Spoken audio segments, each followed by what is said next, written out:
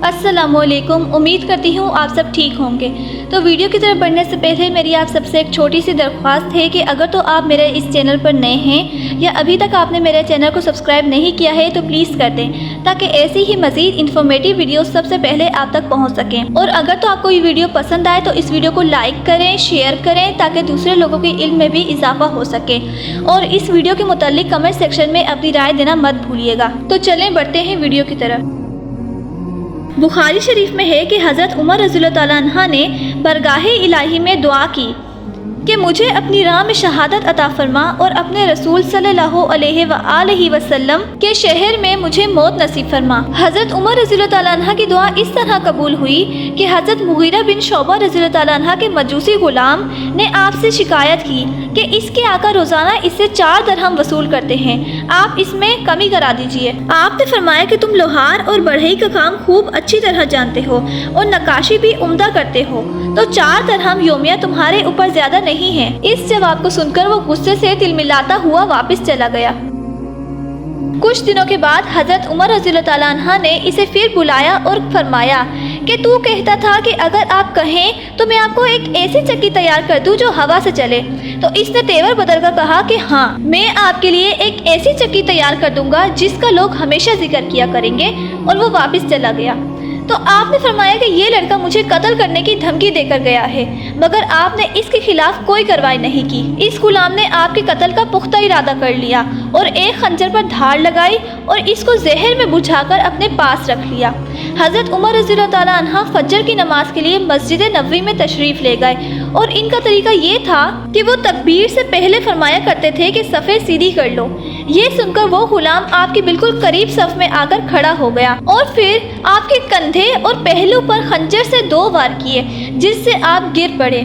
اس کے بعد اس نے اور نمازیوں پر بھی حملہ کر کے 13 آدمیوں کو زخمی کر دیا، جس میں سے بعد میں 6 افراد کا انتقال ہو گیا۔ اس وقت جب کہ وہ لوگوں کو زخمی کر رہا تھا تو ایک عراقی نے اس پر کپڑا ڈال دیا، اور جب وہ اس کپڑے میں الجھ گیا تو اس نے اسی وقت خودکشی کر لی۔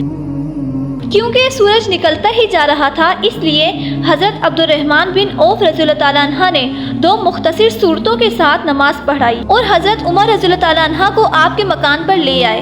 پہلے آپ کو نبیذ پلائی گئی جو زخموں کے راستے باہر نکل گئی، پھر دودھ پلایا گیا لیکن وہ بھی زخموں کے راستے باہر نکل آیا۔ کسی شخص نے آپ سے کہا کہ آپ اپنے فرزند حضرت عبداللہ کو اپنے بعد خلیفہ مقرر کر دیں۔ آپ نے اس شخص کو جواب دیا کہ اللہ تمہیں غارت کرے، تم مجھے ایسا غلط مشورہ دے رہے ہو جسے اپنے بیوی کو صحیح طریقے سے طلاق دینے کا سلیقہ نہ ہو، کیا میں ایسے شخص کو خلیفہ مقرر کر دوں؟ پھر آپ نے حضرت عثمان، حضرت علی، حضرت طلحہ، حضرت زبیر، حضرت عبد الرحمن بن عوف اور حضرت سعد رضی اللہ تعالیٰ عنہ کی انتخاب خلیفہ کے لیے ایک کمیٹی بنا دی اور فرمایا کہ ان میں سے کسی کو خلیفہ مقرر کیا جائے۔ اس کے بعد آپ نے اپنے صاحبزادے حضرت عبداللہ رضی اللہ تعالیٰ عنہ سے فرمایا کہ بتاؤ ہم پر کتنا قرض ہے؟ انہوں نے حساب کر کے بتایا کہ تقریباً 86,000 قرض ہے۔ آپ نے فرمایا کہ یہ رقم ہمارے مال سے ادا کر دینا، اور اگر اس سے پورا نہ ہو تو بنو عدی سے مانگنا، اور اگر ان سے بھی پورا نہ ہو تو قریش سے لے لینا۔ پھر آپ نے فرمایا جاؤ عائشہ رضی اللہ تعالیٰ عنہ سے کہو کہ عمر اپنے دونوں دوستوں کے پاس دفن ہونے کی اجازت چاہتا ہے۔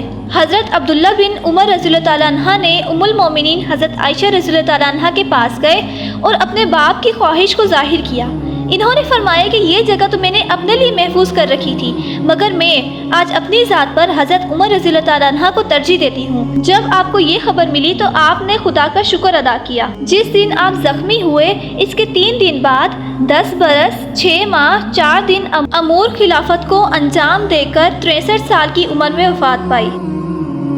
حضرت عروہ بن زبیر رضی اللہ تعالیٰ عنہ سے روایت ہے کہ خلیفہ ولید بن عبد الملک کے زمانے میں جب روضہ منورہ کی دیوار گر پڑی اور لوگوں نے اس کی تعمیر شروع کی تو بنیاد کھودتے وقت ایک قدم گھٹنے تک ظاہر ہوا، تو سب لوگ گھبرا گئے اور لوگوں کو خیال ہوا کہ شاید رسول اللہ صلی اللہ علیہ وآلہ وسلم کا قدم مبارک ہے، اور وہاں کوئی جاننے والا نہیں ملا۔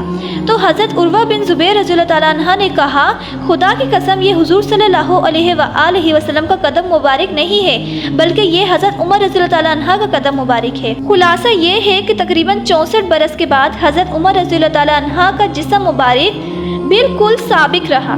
اس میں کسی قسم کی تبدیلی نہیں ہوئی اور نہ ہی کبھی ہوگی۔ تو یہ تھا حضرت عمر رضی اللہ تعالیٰ عنہ کی شہادت کا واقعہ۔ اگر تو آپ کو یہ ویڈیو پسند آئی تو اس ویڈیو کو لائک کریں اور اس قصے کے متعلق اپنا ایک پیارا سا کمنٹ سیکشن میں ضرور ٹائپ کرتے جائیں۔ جزاک اللہ۔